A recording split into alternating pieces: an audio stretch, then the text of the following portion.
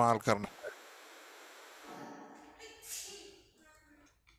परमेश्वर की स्तुति हो। मैं परमेश्वर को धन्यवाद देता हूँ ये सुंदर समय के लिए जो प्रभु ने दिया कि मैं आपके बीच परमेश्वर के वचन को लेकर आ सकूं।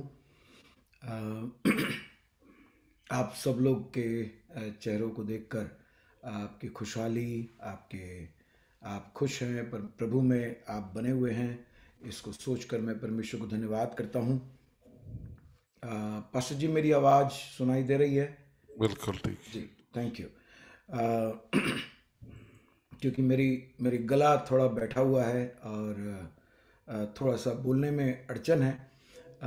कारण यह है कि आज सवेरे मैं अपना मौसम को देख रहा था, क्योंकि हम लोग घर के अंदर अपने मौसम को पता नहीं कर पाते हैं। मैं अभी जस्ट थोड़ा सा बाहर निकल कर देखा तो बहुत ठंडी है।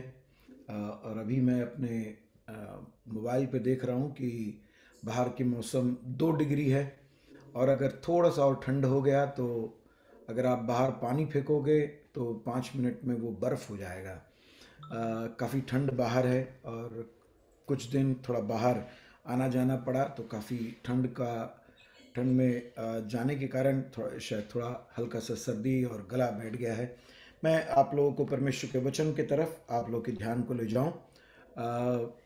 आज जो वचन का भाग प्रभु ने मुझे दिया है, और जब मैं उस बात को आपके सामने रखूंगा तो ऐसा नहीं सोच लेना कि आज एक दूसरे संडे का दिन है, जिस दिन लोग चर्च जाते हैं, जिसको अंग्रेजी में पाम संडे कहते हैं। और खजूर के डालियों का रविवार मानते हैं। हम अपने तरीके के कलीसियाओं में नहीं मानते, लेकिन दूसरे कलीसिया वाले मानते हैं। लेकिन संदेश उनसे उससे काफ़ी अलग है। वचन का भाग वही है। यूहन्ना के सुसमाचार उसका 12वां अध्याय, उसका 12 से 19 तक के वचन मैं आपके लिए पढ़ूंगा। यूहन्ना के सुसमाचार उसका 12वां अध्याय, उसका 12 से 19 तक के वचन। अगर आप अपने बाइबलों को निकाल सकते हैं तो वो भाग को निकाल लें, क्योंकि मैं वो भाग आपके लिए पढ़ूंगा। यूहन्ना 12 उसका 12 से 19।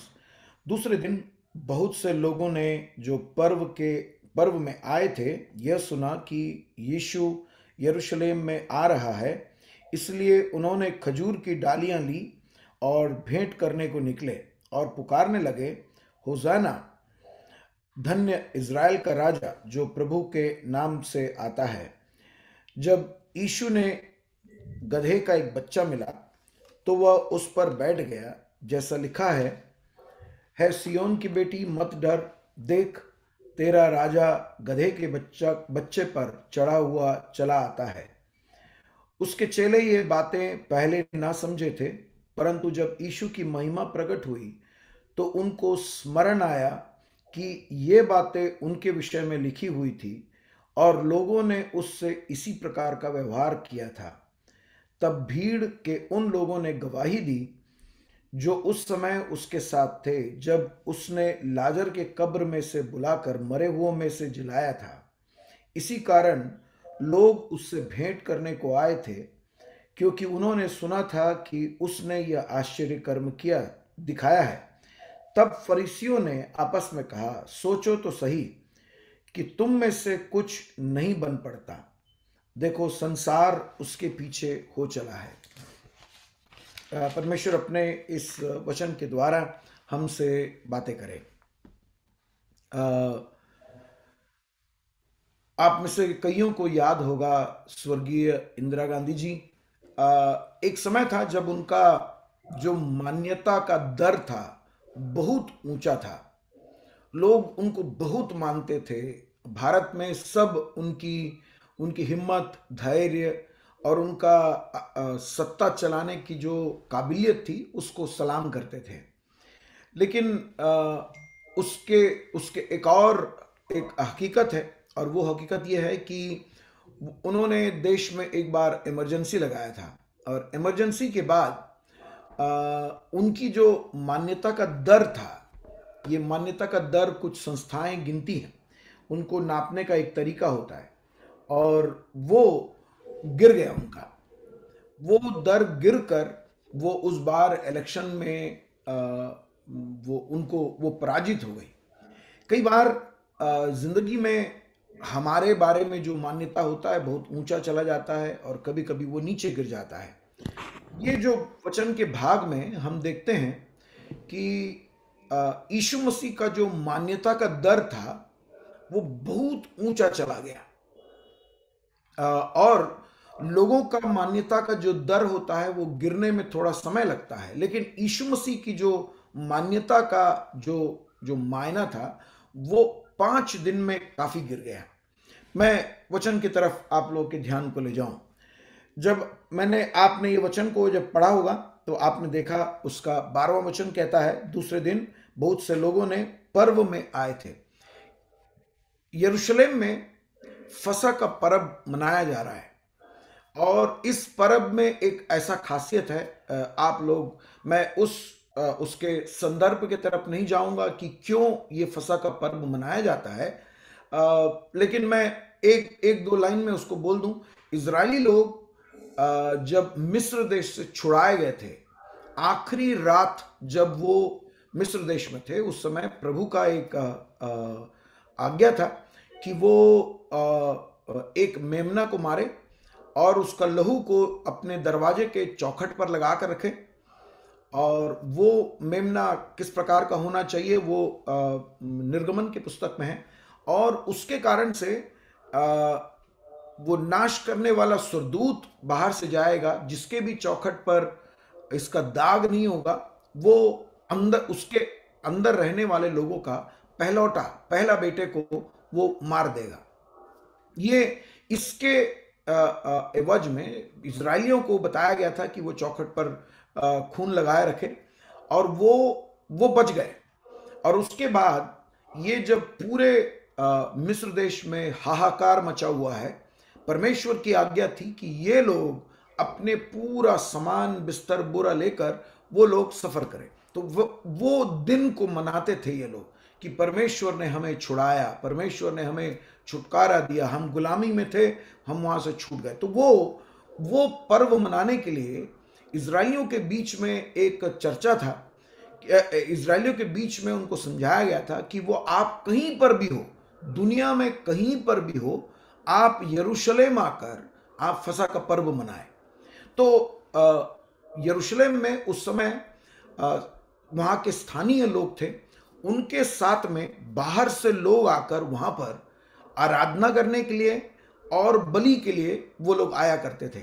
माना जाता है कि उन दिनों में, मतलब जब फसह का पर्व पूरा हफ्ते भर से ऊपर चलता है और जब उसके लिए लोग महीनों सफर करते हैं, उस समय हमारे समान हवाई जहाज, ट्रेन, गाड़ी मोटर नहीं था, तो वो लोग चलकर, नहीं तो गधे के ऊपर, ऊंट के ऊपर सफर करके आते थे।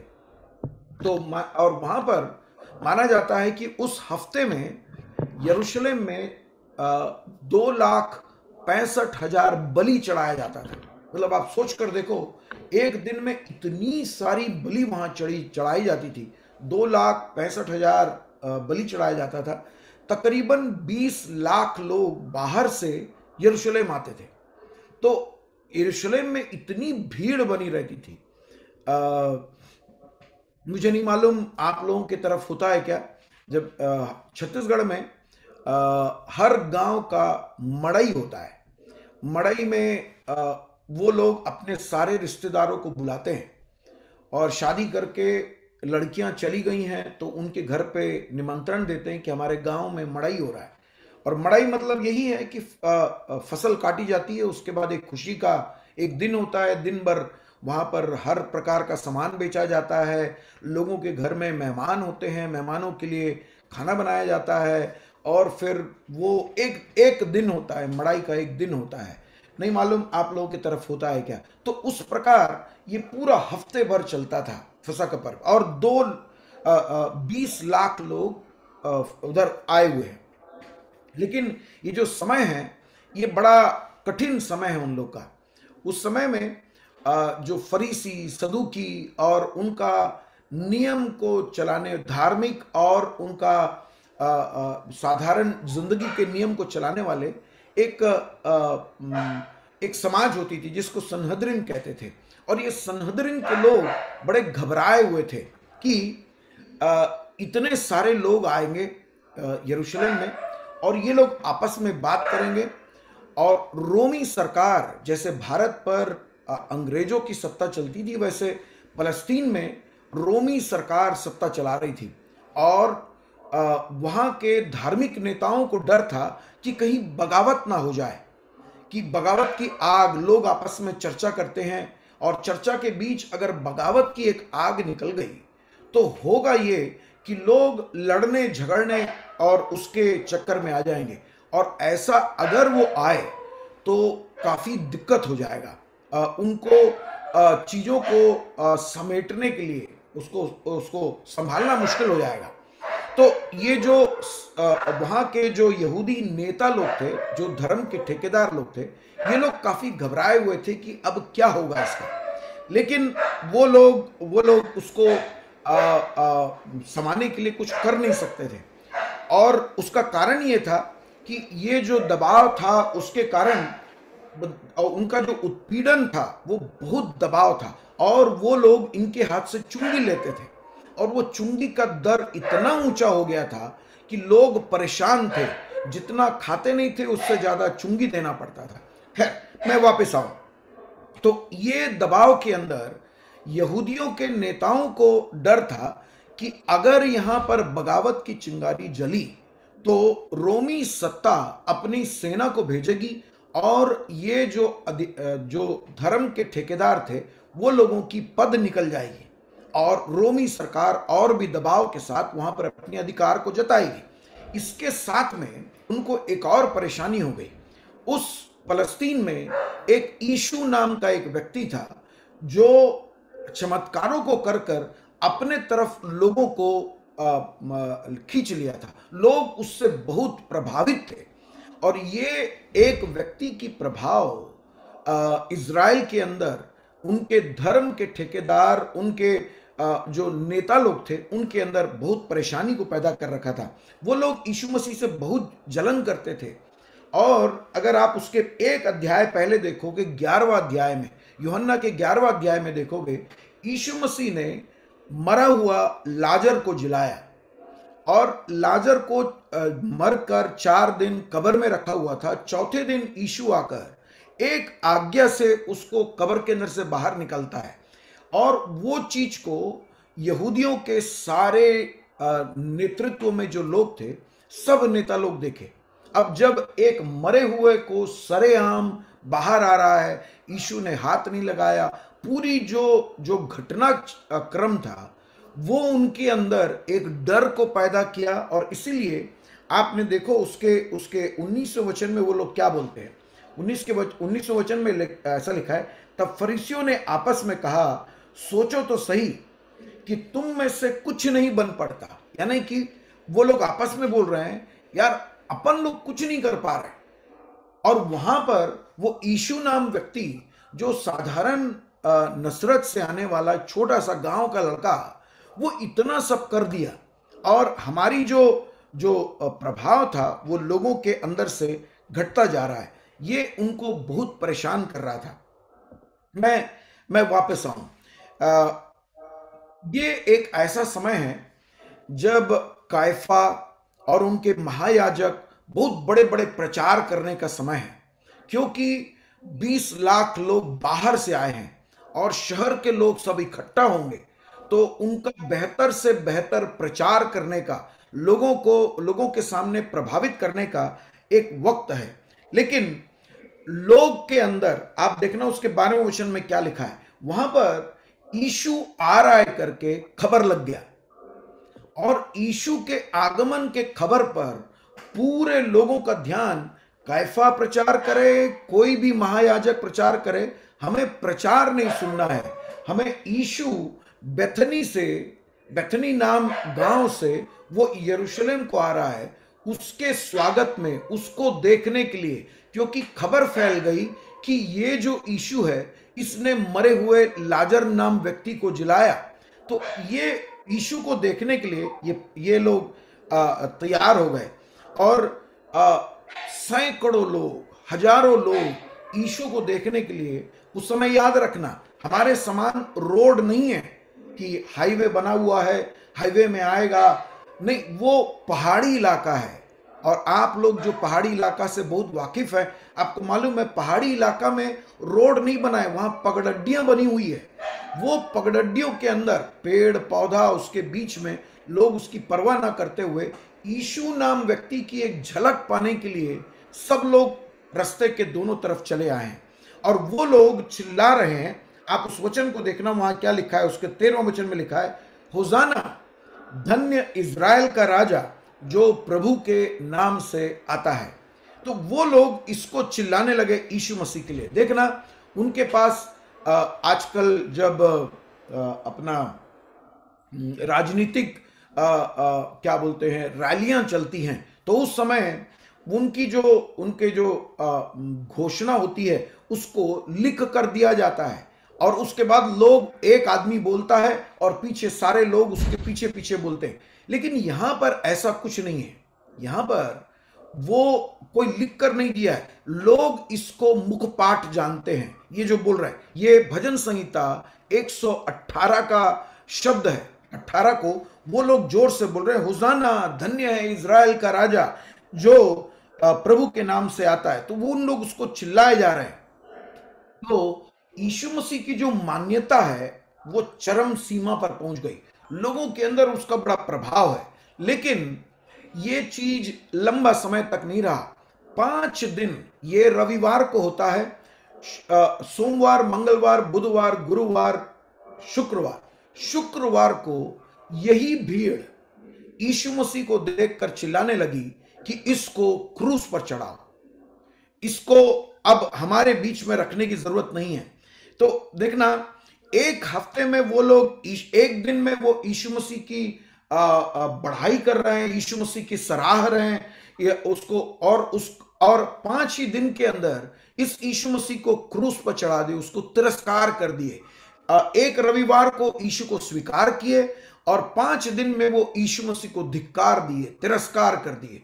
यीशु मसीह को त्याग रहे हैं वो लोग, नहीं चाहिए हमको, इसको निकाल दो यहां से। हम लोग ये जो भीड़ को विश्वासहीन, बेईमान वगैरह बोलने के पहले मैं आपसे भी एक सवाल करना चाहता हूं। ये भीड़ जो एक रविवार को चिल्लाते हैं कि यीशु के लिए होसाना, धन्य है जो प्रभु के नाम पर आता है, उसके लिए अपने कपड़े बिछा रहे हैं, वो खजूर की डालियों को हिला रहे हैं, बड़ा स्वागत होता है। ऐसा नहीं कि 10-5 लोग, आजकल राजनीतिक लोग भाड़े पे लोगों को ले लेते हैं और वो लोग ये सब चिल्लाना वगैरह करते हैं। लेकिन यहां पर लोग यीशु को देखने के लिए आए हैं और वो लोग चिल्ला रहे हैं।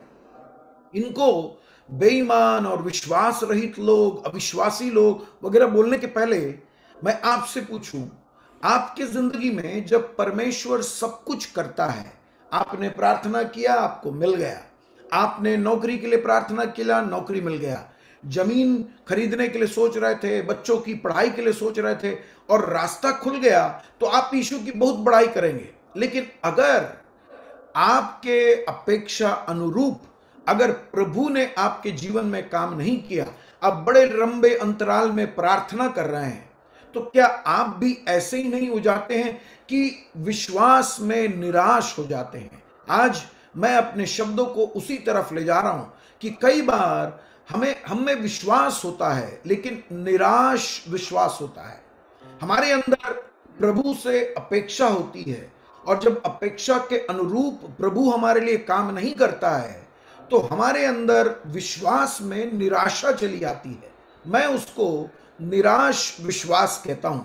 हम लोग विश्वास करने के लिए मजबूर हैं लेकिन हम विश्वास नहीं कर पा रहे। और उस समय होता यह है कि हम आराधना के लिए चले आते हैं, सब लोग ताली बजा रहे हैं, हम लोग इसीलिए ताली बजा रहे हैं कि बाजू में बैठा हुआ व्यक्ति ताली बजा रहा है। और अगर मैं ताली ना बजाऊं, मैं गीत ना गाऊं, अगर मैं हाथों को नहीं उठाऊं, जब सब लोग खड़े होकर झूम रहे हैं, मैं कम से कम अपना सर और शरीर को थोड़ा सा हिला लूं, नहीं हिलाऊंगा तो लोगों के नजर में पड़ जाऊंगा कि ये पीछे हट गया है, इसके विश्वास कमजोर हो गया है, ये आत्मिक नहीं है। पादरी साहब देख लेंगे, तो हम लोग उसके साथ में तालियां बजाते हैं। रविवार को जाने का इच्छा नहीं है, क्योंकि प्रभु पर हमारा जो भरोसा विश्वास कमजोर हो गया है, लेकिन हम चले जाते हैं। नहीं गए तो पादरी साहब बुलाएंगे, नहीं गए तो और विश्वासी लोग बुलाएंगे, भाई 2 हफ्ता हो गया, दिख नहीं रहे, क्या हो गया आपका, कहीं कोविड तो नहीं लग गया। हम लोग इस मजबूरी पर चले जाते हैं। तो मेरा कहने का मतलब, हमारा प्रभु को, परमेश्वर को जो मान्यता देते हैं, उसका दर भी ऊपर नीचे हो जाता है। हम लोग कभी निराश हो जाते हैं, जैसे हिंदी में कहते हैं ना, कभी खुशी कभी गम हो जाता है, कभी कभी बड़ी खुशी हो जाती है, कभी कभी गम में रहते हैं। हम लोगों को प्रार्थना करने के लिए दिल नहीं है, गीत गाने के लिए दिल नहीं है, लेकिन हम लोग मशीन समान पर आगे चले जाते हैं। तो मैं उस तरफ आप लोग के ध्यान को ले जा रहा हूं। तो ये लोग निराशा होने का जो कारण है, उन कारणों के तरफ मैं आप लोग के ध्यान को ले जाता हूं। पहली बात, ये लोगों का विश्वास इसलिए निराश हुआ, इसीलिए इनमें निराश विश्वास आया, क्योंकि प्रभु यीशु मसीह इनके इच्छा और अपेक्षा के अनुरूप कार्य नहीं किया। इन लोगों की एक अपेक्षा थी यीशु मसीह से, उसके अनुरूप यीशु मसीह ने काम नहीं किया। आप कितने भी धार्मिक हो जाए, आप कितने भी आत्मिक बन जाए, परमेश्वर से आपको एक अपेक्षा होता है कि प्रभु ये करेगा, प्रभु ऐसा ऐसा करना चाहिए, मैं ऐसा करूंगा तो ऐसा हो जाएगा। तो उसके अनुरूप प्रभु से हमारी एक अपेक्षा होती है। यहां पर ये लोग सोच रहे थे, ये लोग अलग अलग देशों से आए हैं, राज्य से नहीं, अलग अलग देशों से यहां आए हैं, कई हफ्ते सफर कर कर आए हैं। मुझे याद है, हम मूलतः केरल के रहने वाले हैं, और हम जने पले छत्तीसगढ़ में, और हमारा जन्म, हमारा पालन पोषण सब छत्तीसगढ़ में हुआ। मेरे जैसे लोग, हमारे मातृभाषा कौन सी पूछने से हम हिंदी बोलते हैं, हम मलयालम नहीं बोलते, क्योंकि मेरे को मलयालम लिखना पढ़ना नहीं आता है। लेकिन हम 2-3 साल में एक बार केरल जाते थे। मुझे याद है, मेरे छुट्पन में 5 दिन लगता था, 5 दिन लगता था केरल पहुंचने के लिए, ट्रेन में सफर करके, और कोई मार्ग नहीं, लेकिन बहुत लंबा सफर होता था। लेकिन ये लोग कई हफ्ते सफर किए हैं, कुछ लोग महीने से ऊपर सफर किए होंगे। साल में एक बार यरूशलेम जाना है, फसह की पर्व मनाना है, और वहां जाकर रिश्तेदारों को मिलना है, और पर्व में जाकर आराधना करना है, वापिस आना है। तो इसी मकसद से ये लोग गए। तो ये लोग जब यरूशलेम गए हैं, इन लोगों की अपेक्षा, इन लोगों ने सुना कि यीशु मसीह ऐसा ऐसा चमत्कार किया है। यार, कल के दिन, जस्ट कल, देखना वहां पर कैसा लिखा है, 12वां वचन कहता, दूसरा दिन, उसके पहले दिन में यीशु ने लाजर को जिलाया। तो पूरी खबर फैल गई। उस समय मोबाइल नहीं है, व्हाट्सएप नहीं है, फेसबुक नहीं है, लेकिन खबर लोगों के जबानी फैल जाती है। और वो जबानी फैलने के बावजूद, फैलने के कारण लोग इस यीशु मसीह के आगमन को देख रहे हैं। यीशु मसीह उनका नेता नहीं है, लेकिन यीशु मसीह जब आ रहा है तो ये लोग स्वागत के लिए उतर पड़े, यीशु मसीह को स्वागत करने के लिए, कि ये यीशु, और उनका अपेक्षा था कि यीशु यहां भी कुछ चमत्कार करेगा और हम उसको देखेंगे। मेरे को चमत्कार की जरूरत है, और मेरे जीवन का जो समस्या को लेकर मैं 4 हफ्ते से आया हूं, मैं चंगाई के लिए नहीं आया हूं, मेरे समस्या का निदान के लिए नहीं आया हूं।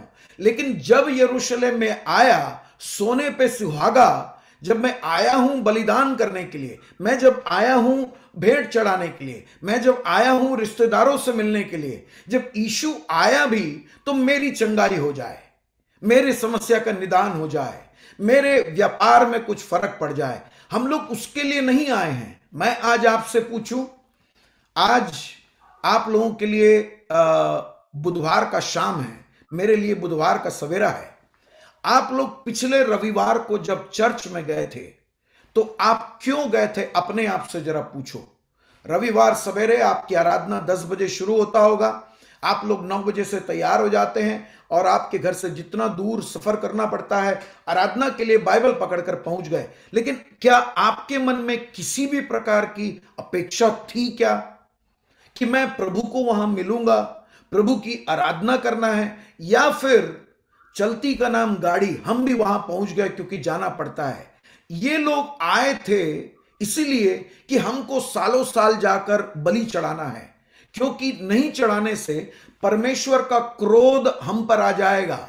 मैं तो कहता हूं इस प्रकार जाने से बेहतर है ना ही जाओ, क्योंकि जा रहे हो तो प्रभु से मिलने के लिए, प्रभु से भेंट करने के लिए। अब जब ये लोग आए हैं तो खबर फैला, यार लाजर नाम व्यक्ति को जिलाने वाला व्यक्ति अपने शहर से थोड़े दूर में है और वो भी आज आराधना में आने वाला है। तो ये लोग उमड़ पड़े उसकी स्वीकार करने में, उसकी स्वागत करने में। मैं आपको थोड़ा सा और उसके संदर्भ के तरफ ले जाऊं। ये जो भजन संहिता 118 है, ये और समय पर नहीं गाया जाता है। साधारणतः इनके बीच में भजन संहिता 118 को वो लोग नहीं पढ़ते हैं। हमारे बीच में क्या हो गया है, गीतों को कभी भी कहीं पर भी गाया जाता है, लेकिन अगर आप पुराने गाने के किताबों को लेंगे, पास्टर थॉमस मैथ्यू एक गीत पुस्तक निकालते थे उदयपुर से, और वो गीत पुस्तक मेरी ये बाइबल का इतना मोटा होता था। पुराना सारे गीत उसमें होते थे, और उस गीत पुस्तक की एक खासियत थी, उसमें गीतों को 1 2 3 4 5 6 हजार तक के गीत नहीं लिखे, उसमें अलग अलग अवसर पर गाने के गीत लिखे। मुझे इस बारे में मलयालम के कुछ गीत पुस्तक बहुत पसंद है। मुझे पढ़ना नहीं आता है, लेकिन उसमें क्या होता है, अगर आप उसको ऐसा निकालोगे तो पहले के 50 गीत ऐसे अलग से अध्याय समान बना होता है। उस अध्याय में स्तोत्र गीत होता है, स्तुति गीत होता है। आराधना को जब शुरू करते हैं तो स्तुति गीत के साथ शुरू करते हैं। उसके बाद आपको शादी में कौन सा गाना है, आजकल शादी में बैंड बाजा बॉलीवुड के गाना बजते हैं। मैं कई बार सुनता हूं तो सोचता हूं ये आशीष, परमेश्वर के दास लोग आशीष मांग रहे हैं, अभिषेक मांग रहे हैं, और इनकी लंबी आयु, इनकी शादी बनी रहे, और ये सब आशीष को उनके ऊपर मांग रहे हैं।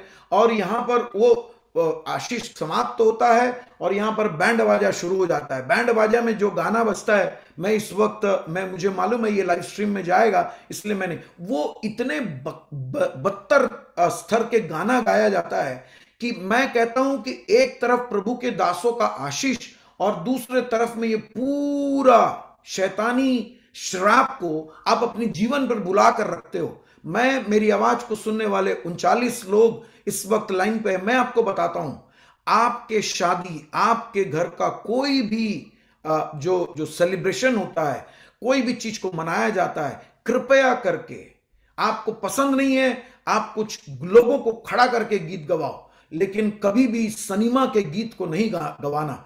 आप लोग उसके सिर्फ धुन और ताल को देखते हो, उसके शब्द को नहीं ध्यान देते हो। कई बार वो शब्द हमारे ऊपर श्राप लाते हैं। प्रियो, उसको मत गाया करना अपने किसी भी जगह पर, क्योंकि हम प्रभु के दासों के द्वारा आशीष को मांगते हैं। वो आशीष बरकरार रहना चाहिए हमारे जिंदगी में, उसको काटना नहीं।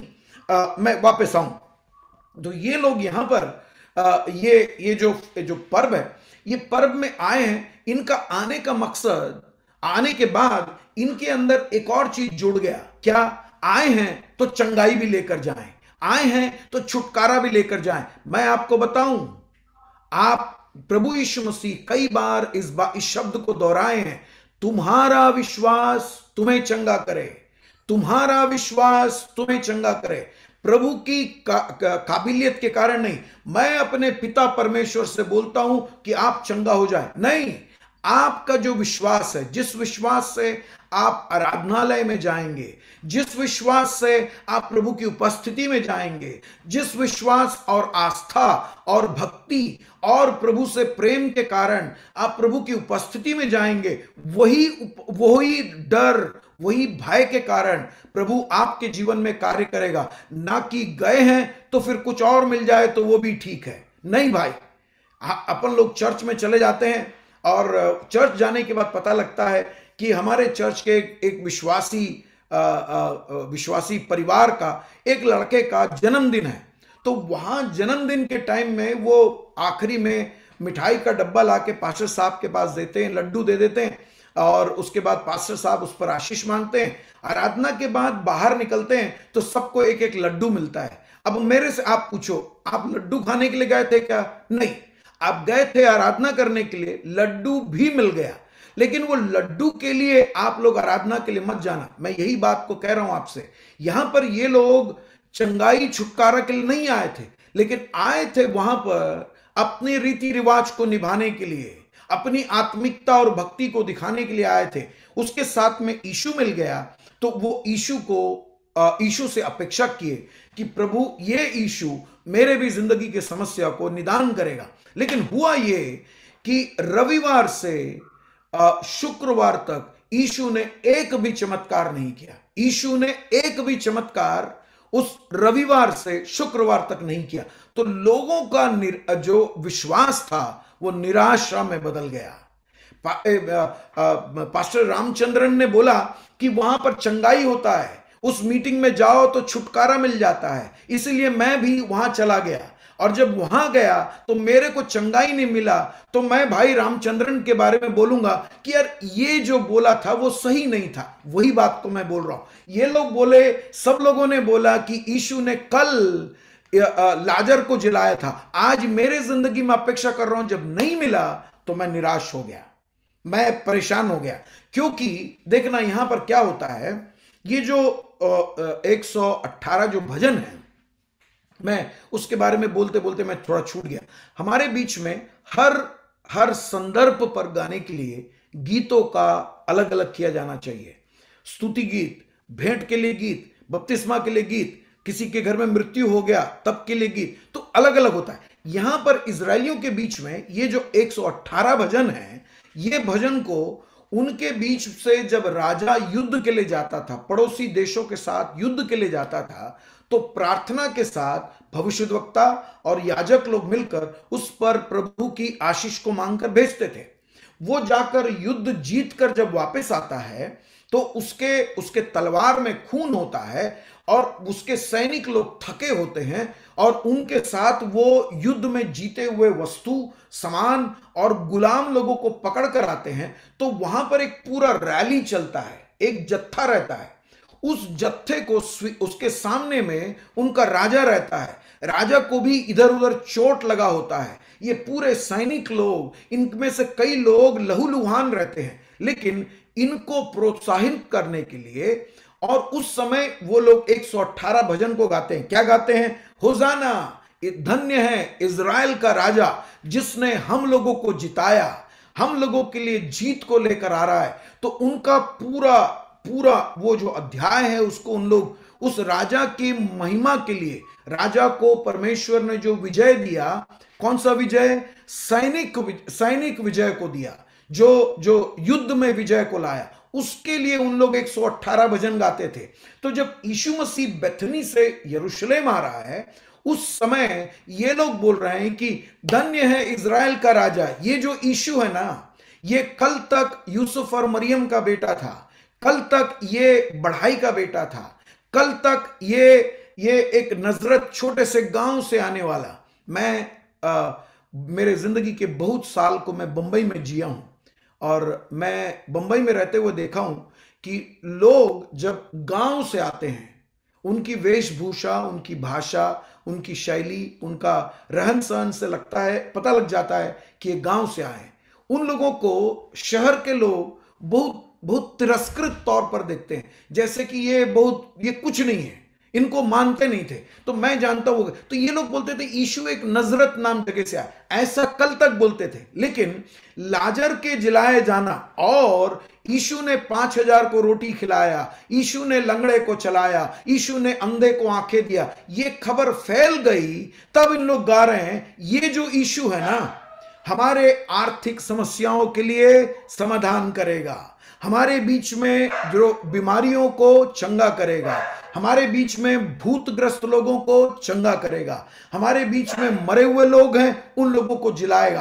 तो इसीलिए इस व्यक्ति को, इस यीशु को वो लोग देख रहे हैं कि रोमी सरकार के खिलाफ सही कैंडिडेट है ये अगर राजा बन जाए तो ये खदेड़ देगा रोमी सैनिकों को, रोमी जो दबाव है उनकी जो सत्ते को खदेड़ देगा। इसीलिए भीड़ वो गा रही है कि ये सैनिक विजय को लेकर आ रहा है। लेकिन यीशु को क्या बोलना है मालूम है?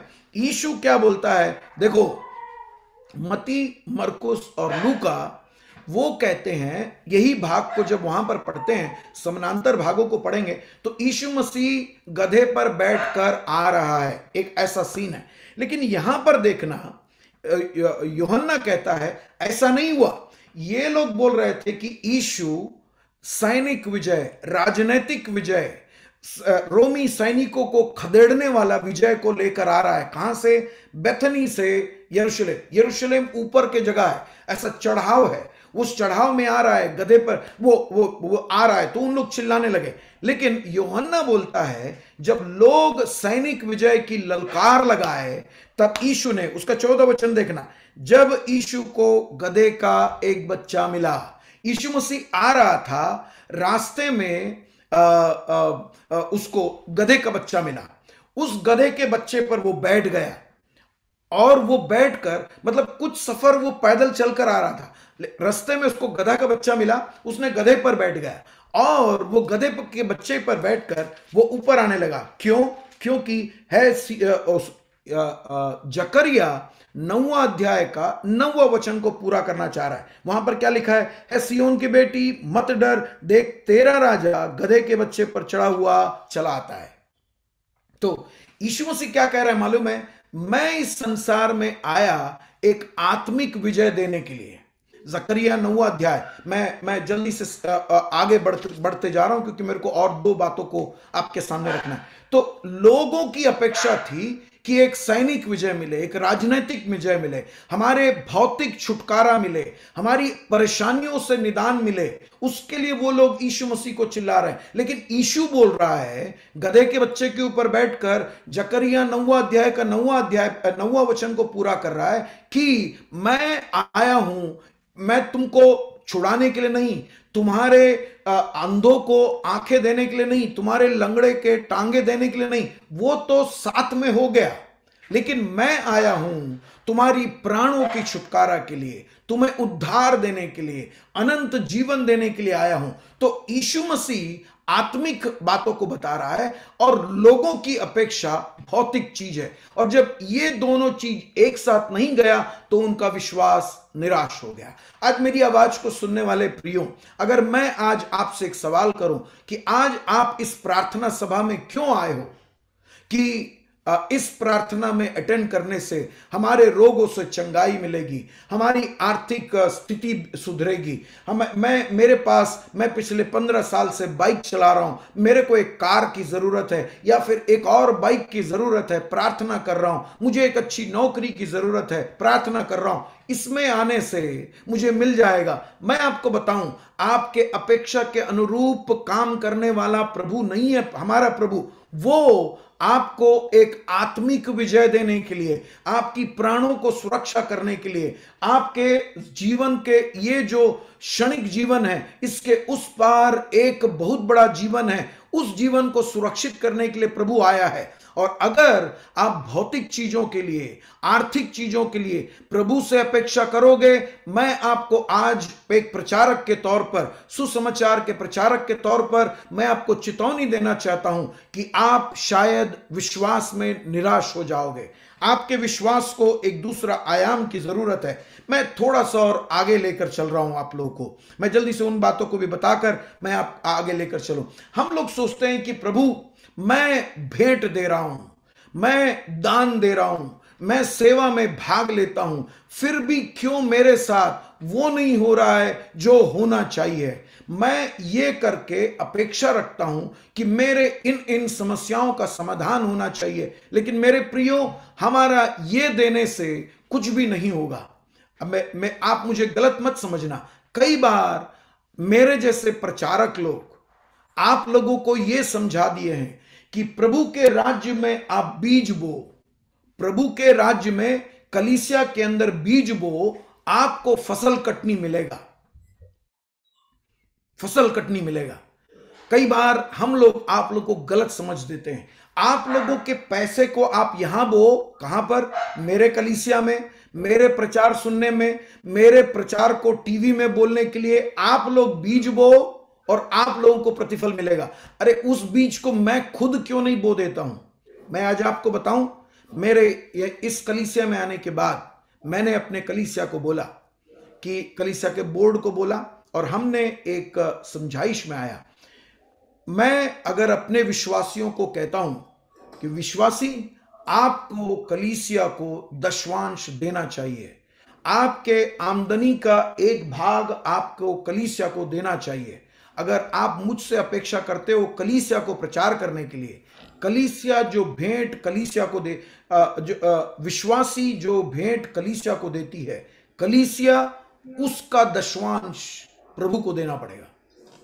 अगर कलीसिया के नेतृत्व में जो हम बैठे हैं, मेरे साथ जो बोर्ड, यहां पर कमिटी नहीं बोलते, बोर्ड बोलते हैं, मैं बोला बोर्ड उस दशवांश में से दशवांश देने को तैयार नहीं होगी, हमारे पास हिम्मत नहीं होगी हम जाके विश्वासी को बोले कि आप कलीसिया को पैसा दे। और मैं इस बात को जानता हूं, मेरे पुराने कलीसिया के साथ में रहने के बाद, प्रभु को देने से हम में से कोई किसी का कुछ कम नहीं होता है, वो बात सही है। लेकिन मेरे पास, मैं आपको ये नहीं बोल सकता हूं आप एक बीज बो और प्रभु आपको 100 गुना देगा। नहीं मेरे भाई, क्योंकि देने वाला प्रभु है और आपको देने से मिलने वाली बात की ओर नहीं जा सकते। मैं अपने शब्द पर वापस आ रहा हूं। कई बार हम लोगों को यह सोच होती है कि मैं प्रभु के लिए दूंगा और प्रभु मुझे देगा। अब मैं इस भीड़ के तरफ आपको ध्यान दिखाऊं। देखना, ये जो भीड़ है, ये साल भर यीशु मसीह को नहीं जानते थे। ये लोग पिछले 3, 4, 5 दिन पहले ये लोग इस शहर में आए और इनको खबर लगी, बातचीत चलती है, शहर में चाय पीने जाते हैं, लोगों से लेन देन करने जाते हैं, वहां पर चर्च गए, उनका मंदिर में गए, वहां पर बातचीत हो गई। तब पता लगा कि एक यीशु नाम व्यक्ति है। कल तक ये लोग यीशु के बारे में नहीं जानते थे। हम में से कई विश्वासी लोग कलीसिया में क्रिसमस को, ईस्टर को और इत्यादि कुछ कुछ गिने चुने दिन में ही जाते हैं। उनको यीशु के बारे में मालूम है, लेकिन वो यीशु को नहीं जानते हैं। मैं जानता हूं कि एक आत्मिक समूह से मैं बातें कर रहा हूं, लेकिन हमारी जानकारी बहुत संकुचित हो जाती है, बहुत सिकुड़ा होता है। लेकिन ये जो भीड़ है ना, ये यीशु के बारे में नहीं जानती है। ये आई है अपने धार्मिकता दिखाने के लिए, दिखावाबाजी के लिए आए हैं, अपने धर्म के नियमों का पालन के लिए आई है कि साल में एक बार यरूशलेम जाना है और वहां भेंट चढ़ाना है। भेंट चढ़ाने के बाद अपनी पीठ थपथपा के बोलेंगे, तेरा साल भर का पाप खत्म हो गया और अब तू आगे बढ़ता जा। चर्च में उपवास की प्रार्थना आई, 3 दिन का उपवास का प्रार्थना होता है। हम लोग पूरा दिन जाने के लिए हमारे पास टाइम नहीं है, आखिरी दिन में जाकर हाजिरी दे देते हैं और जबरदस्ती जाके पास्टर साहब से हाथ मिला लेते हैं, प्रेज द लॉर्ड पास्टर साहब, ठीक है ना सब, क्योंकि हम हाजिरी देने के लिए आए हैं। ये जो भीड़ है ना, जो 20 लाख भीड़ यरूशलेम में आए हैं, ये लोग हाजिरी देने के लिए आए हैं, सीट गर्म करने के लिए आए हैं। इनमें आत्मिकता नहीं है और हम में कई बार प्रभु के साथ दिनों दिन समय बिताने का वक्त नहीं है। तो यहां पर धर्म एक जगह और प्रभु के साथ का रिश्ता एक जगह। यीशु मसीह जब धर्म को निभाने के लिए, जब उसके रिवाज निभाने के लिए जो लोग आए, तो एक भी चमत्कार नहीं किया। मेरे प्रियो, मेरे शब्द को ध्यान देना। प्रभु यीशु मसीह कल तक चमत्कार कर रहा था, कल तक रोगियों को चंगा किया, कल तक बीमारों को चंगा किया, अंधों को आंखें दिया, लोग भूखे थे तो उनको रोटी दिया, मछली दिया, सब कुछ किया। लेकिन आज से लेकर अगले 5 दिन कोई चमत्कार नहीं किया, क्योंकि वहां पर रिवाज निभाने के लिए लोग आए हैं, सिर्फ दिखावाबाजी के लिए लोग चले आए हैं, अपने और कामों के साथ धर्म के काम निभाने के लिए चले आए हैं, अपने अच्छे कपड़े दिखाने के लिए संडे चर्च जाते हैं। मैंने पिछले हफ्ता एक नया जूता लिया, वो जूता को दिखाने के लिए चर्च में आए। मैं आपको बताऊं मेरे भाई, मेरे बहन, बड़ी नम्रता के साथ मैं आपको बताऊं, आप आराधना में हो जरूर, लेकिन आराधना की कोई भी आशीष आपके जीवन में नहीं आएगा। इस भीड़ को देखो, अगला 5 दिन परमेश्वर का पुत्र ने कोई चमत्कार नहीं किया। आपका विश्वास कमजोर हो सकता है, आपका विश्वास निराशा हो सकता है, आपके विश्वास में निराशा चला आएगा। तो यहां पर एक तरफ में उनकी अपेक्षा, और दूसरी तरफ में यीशु मसीह और कुछ बातों को दिखाना चाहता है। मैं उसके एक और भाग को दिखाकर अपने शब्दों को समाप्त करूंगा। आखिरी कारण, आप लोग उसके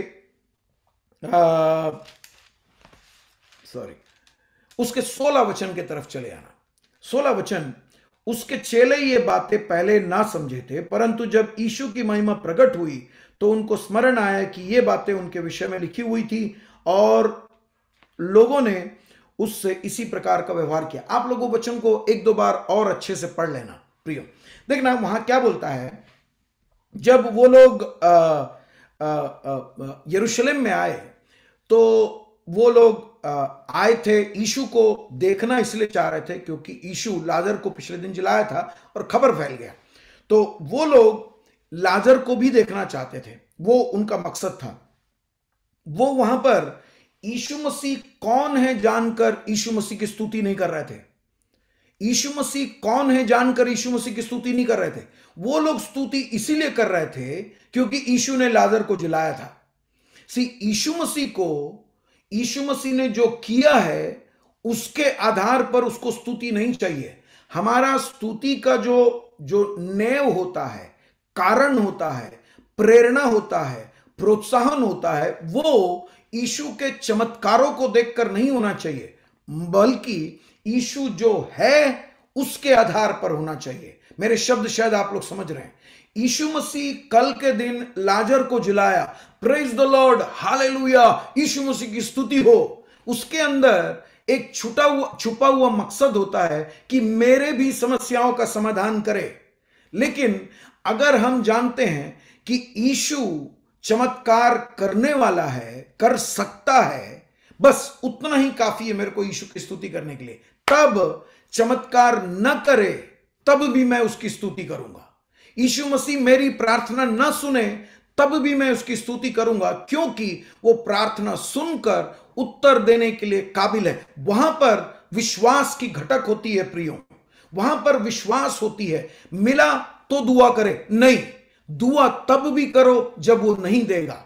देखना शद्रक मेशक अबेदनगो दानियल के पुस्तक में वो लोग आग के सामने खड़ा किए, राजा के वो खड़ा किया हुआ मूर्ति के सामने दंडवत करोगे तो इस आग में नहीं फेंकेंगे, नहीं अगर दंडवत नहीं करोगे तो इस आग में फेंक देंगे। उन तीनों लड़कों को पकड़कर, जवान लड़के, बड़े ऊंचे, सरकारी नौकरी है उनकी, अच्छे पद पर काम करते हैं, पूरा वहां के देश के लोग खड़े हैं, आग की भट्टी जल रही है। राजा पूछता है तुम दंडवत करोगे, कौन देवता है जो तुमको छुड़ा सकता है मेरे हाथों से। अपने फिल्म में डायलॉग होता है ना, कौन माइका लाल तेरे को बचाएगा, देखूं सामने आए कोई, ऐसा करके वो डायलॉग मारा उसको। लेकिन वो लड़के जवाब क्या दिए मालूम है? राजा, इस विषय में हमें कोई जवाब देने का नहीं है, आप कितना भी हमको डरा लो, धमका लो, हमको जवाब अब तैयार करने वाले नहीं है, क्योंकि जवाब पहले से तैयार है राजा, क्योंकि हम उत्तर अब तैयार नहीं कर रहे हैं। आग कितना बड़ा है, आग में गिराओगे या फिर चाटा मारोगे या कोड़ा मारोगे, उसके आधार पर हम अपना विश्वास को निर्णय नहीं करते हैं। हमारा विश्वास निर्णय किया हुआ है, और वो विश्वास क्या है मालूम है? वो विश्वास ये है कि हमारा परमेश्वर बचा सकता है।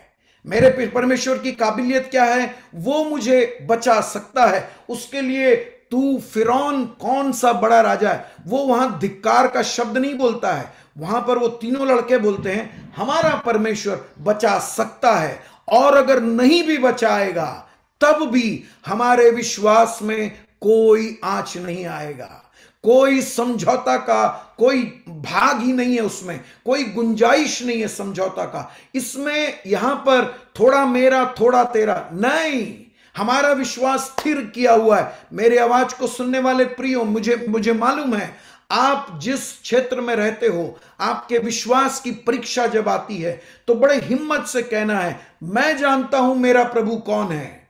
आज मेरी स्थिति भले बुरा है, मैं गरीबी में जीता हूं, मुझे बेईमानी का पैसा नहीं चाहिए, मुझे समझौते का पैसा नहीं चाहिए, क्योंकि मेरा प्रभु जीवित है, वो मुझे चलाएगा। इज़राइल का परमेश्वर महान परमेश्वर है, हमें उसके सामने समझौता नहीं करना है। और जब हम उस बात पर दृढ़ रहेंगे कि भले चंगाई ना हो तब भी हम प्रभु की स्तुति करेंगे, अगर उसके अंदर इस प्रकार के लोग होते तो प्रभु वहां पर चमत्कार करता, लेकिन इस प्रकार के लोग वहां नहीं थे। कई बार हमको लगता है कि चमत्कार जब नहीं हो रहा है तो हम लोग परेशान हो जाते हैं कि प्रभु मैंने दशवांश दिया, चर्च दिया, धार्मिकता का जीवन दिया, वो कलीसिया के सामने गवाही बताने के लिए नहीं, पास्टर का शाबाशी लेने के लिए नहीं, लेकिन प्रभु के सामने मालूम है कि मैंने कोई गुनाह नहीं किया, मैंने कोई गलत काम नहीं किया, लेकिन मेरे ऑफिस में मेरा पड़ोसी, मेरे मेरे मेरे दोस्त, मेरे रिश्तेदार मुझे बुरा बना रहे हैं, मेरे बारे में बुरा बोले जा रहे हैं। प्रभु क्यों हो रहा है? प्रभु क्यों हो रहा है? मेरी आवाज को सुनने वाले भाई बहन, अगर आप इस दौर से गुजर रहे हैं कि आप पूछते हैं कि प्रभु मेरे साथ ऐसा क्यों हो रहा है, मैंने कभी अन्याय नहीं किया, किसी के साथ बुरा नहीं किया, किसी के लिए बुरा बोला नहीं, लेकिन मेरे साथ क्यों हो रहा है? मेरे पास आपके लिए जवाब है भाई बहन। अगर आप परेशान हैं तो आपके लिए 16 वचन है, आप 3-4 बार नहीं कई बार उसको पढ़कर देखना। वहां पर जब यीशु मसीह, जब लोग सैनिक विजय के बारे में बात कर रहे हैं, यीशु मसीह आत्मिक विजय के बारे में बात कर रहा है और वहां पर चमत्कार नहीं हो रहा है, ये शिष्य लोग उस समय नहीं समझ पाए कि ये जो अगर बेहतरीन प्रचार करना है तो 20 लाख लोगों के सामने यीशु मसीह वहां पर पर्वत उपदेश समान एक बड़ा उपदेश दे दिया था, लेकिन यीशु मसीह को वहां वावा नहीं जीतना है, वहां पर शाबाशी नहीं लेना है। यीशु मसीह एक सुनियोजित योजना के अंतर्गत वहां पर आया है, तो यीशु मसीह वहां कुछ नहीं कर रहा है। ये लोग को समझ में नहीं आ रहा है यीशु क्यों चमत्कार नहीं कर रहा है। पिछले रविवार से, पिछले शनिवार को उसने लाजर को जलाया, रविवार को कुछ नहीं हुआ, सोमवार को कुछ नहीं हुआ, बुधवार को कुछ नहीं हुआ, गुरुवार को कुछ नहीं हुआ, शुक्रवार को यीशु मसीह पकड़ाया गया, क्रूस पर चढ़ा, क्यों चमत्कार नहीं हुआ? वो लोग समझ नहीं पा रहे। मेरे प्रियो, अगर आप सोच रहे हो क्यों चमत्कार नहीं हो रहा है, पिछले बार उपवास की प्रार्थना के लिए गया, पिछले महीना 3 बार 4 बार मैं खुद 15 दिन उपवास लिया, क्यों नहीं हो रहा है प्रभु? आपको अभी पता नहीं लगेगा क्यों नहीं हो रहा है, लेकिन जब यीशु मसीह मरकर जी उठेगा, जब यीशु मसीह मरेगा उसके बाद वो जी उठेगा, तब आपको पता लगेगा। 16 वचन में लिखा है, शिष्य लोगों को बाद में पता लगा, एक पुनरुत्थान, एक मृत्यु और पुनरुत्थान और बचा हुआ है। कल के दिन 4 दिन का मरा हुआ लाजर जब जिलाया, तब की वो उससे एक बड़ा घटना और आगे आने वाला है, जिसके होने के बाद आपको पता लगेगा कि क्यों आप ये दर्द से होकर गुजर रहे हो, क्यों आप ये कष्ट से होकर गुजर रहे हो, क्यों आपके जीवन में बार बार आपत्तियां आ रही हैं, क्यों आप परेशानी के दौर से गुजर रहे हो। आज नहीं समझोगे, लेकिन एक दिन पुनरुत्थान का दिन प्रभु रखा हुआ है। मैं ये नहीं कह रहा हूं कि वो कल होगा, मैं ये नहीं कह रहा हूं कि वो अगले महीना होगा, मैं नहीं कहता हूं कि 2022 में होगा। अगर इस पूरे साल में भी नहीं हुआ, मेरे प्रियो, प्रभु यीशु मसीह का आगमन निकट है। हम रूपांतर हो जाएंगे, हम आकाश में उठा लिए जाएंगे। उस जगह पर जाने के बाद, प्रभु की उपस्थिति में जाने के बाद, हम पीछे पलट कर देखेंगे, हम देखेंगे कि हमारे जिंदगी के कष्ट, हमारे जिंदगी के परेशानियां, हमारी जिंदगी की गरीबियों का अर्थ हमें उस स्वर्ग में पता लगेगा कि क्यों प्रभु मुझे गरीब रखा, क्यों प्रभु मुझे वंचित रखा, क्यों मेरे प्रार्थनाओं का उत्तर नहीं दिया। उसके पीछे परमेश्वर की जो मकसद है वो शायद जीते जी हम लोग कभी नहीं समझ पाए, लेकिन स्वर्ग में जाकर हमको मिलेगा। मैंने बहुत मेहनत किया, मेरे कलीसिया में एक भी विश्वासी नहीं आए, मेरे कलीसिया में पिछले 3 साल में एक भी नया विश्वासी नहीं आया। परमेश्वर के दास, मैं आपको प्रोत्साहन देना चाहता हूं कि आप अपने काम में लगे रहो, अब प्रभु आपको कितने विश्वासी लाए, कितने बपतिस्मा करवाए, कितने लोग आपके कलीसिया में भेंट दिए, उसके आधार पर नहीं, वो आपके सेवा का लगन, आपका प्रभु पर विश्वास और प्रभु के बताए हुए काम को करने के आधार पर कहेगा, भले और विश्वास योग्य दास मेरे महिमा में प्रवेश कर। बड़े कलीसिया का पादरी मेरे महिमा में प्रवेश कर शायद नहीं बोलेगा। आपके कष्ट मुसीबत, आपने इतने परेशान होने के बाद भी क्यों विश्वासी नहीं आए, क्यों पड़ोसी पादरी आपके कलीसिया के परिवारों को लेकर चले गए, आपको आज समझ में नहीं आएगा, लेकिन एक दिन परमेश्वर के पास आप पहुंचोगे। एक मृत्यु और एक पुनरुत्थान के बाद आपके सामने खड़ा हुआ जो यीशु मसीह का रूपांतर होने के बाद, जब यीशु मसीह जी उठेगा, आप उसके साथ 50 दिन चलोगे, उसके बाद आप सेवा शुरू करोगे, तब आपको पता लगेगा कि यह दुख मुसीबत का अर्थ क्या है।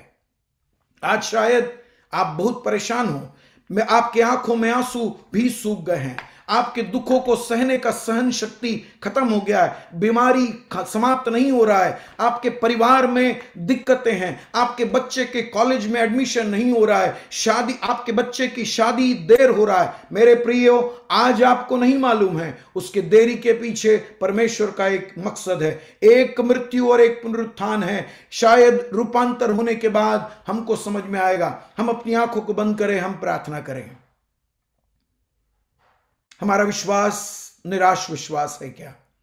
प्रभु, हमने सब कुछ किया, कहीं हमारी अपेक्षाएं गलत तो नहीं है, हमारी इच्छाएं गलत तो नहीं है, हम चाहते कुछ और प्रभु देता है कुछ और। प्रभु की मकसद हमारे जीवन में कुछ और है। कहीं हम सिर्फ रिवाज के लिए तो प्रभु के पास नहीं आ रहे हैं कि पास्टर साहब ने जूम मीटिंग रखा है, हम लोग अटेंड नहीं किए तो पास्टर साहब पूछेंगे, इसलिए तो नहीं आए। कहीं हमारा इरादा, हमारा मकसद, हमारा जो लक्ष्य सही तो नहीं है। सो कि परमेश्वर इस वक्त इस जूम लाइन में आए हुए सभी प्रियजनों को तेरे हाथों में देते प्रभु।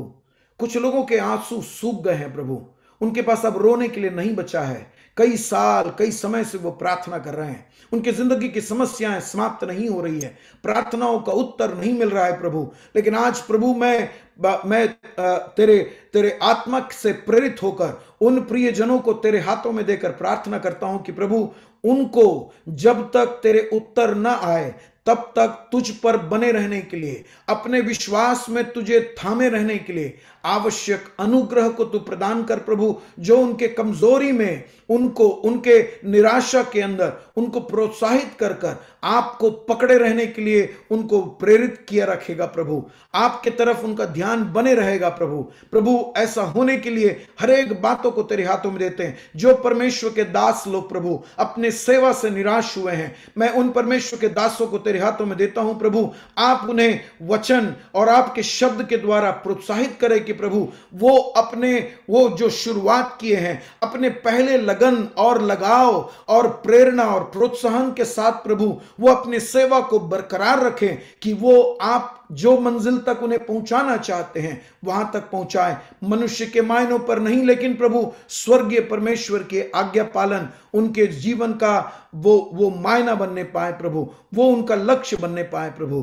धन्यवाद देते हैं इस समय के लिए, प्रार्थना सुनने के लिए धन्यवाद। यीशु के नाम से मांगते हैं, सुनो ग्रहण कर। आमीन आमीन। प्रभु आप सबों को आशीष दे। थैंक यू पास्टर जी, अनुग्रहित वचन के लिए आपको प्रभु इस्तेमाल किया, हमारे बीच बहुत अच्छे शिक्षा दिया, हमारे विश्वास को बने रहने के लिए आपने दया किया, आप प्रभु ने आपके द्वारा दया किया। धन्यवाद। सर्वशक्तिमान पिता परमेश्वर, फिलिप सामुएल पास्टर जी के लिए हम धन्यवाद करते हैं। आशीष मांगते पिताजी, दासी के लिए, बच्चों के लिए, आपके दास को उस देश पे आपने रखा, आपकी महिमा के लिए। पिताजी दया करना, पिता पुत्र और पवित्र आत्मा के नाम पर हम कलीसिया मिलकर आशीष देकर आपके दास के लिए चुका लहू में छुपाता है, और भी देर से, और भी शक्ति से, और भी सामर्थ्य से आपके वचनों को बढ़ाए उठाने के लिए दया कीजिए पिताजी। महिमा आपको मिले यीशु मसीह के पवित्र नाम में, आमीन। Thank you pastor ji, thank you.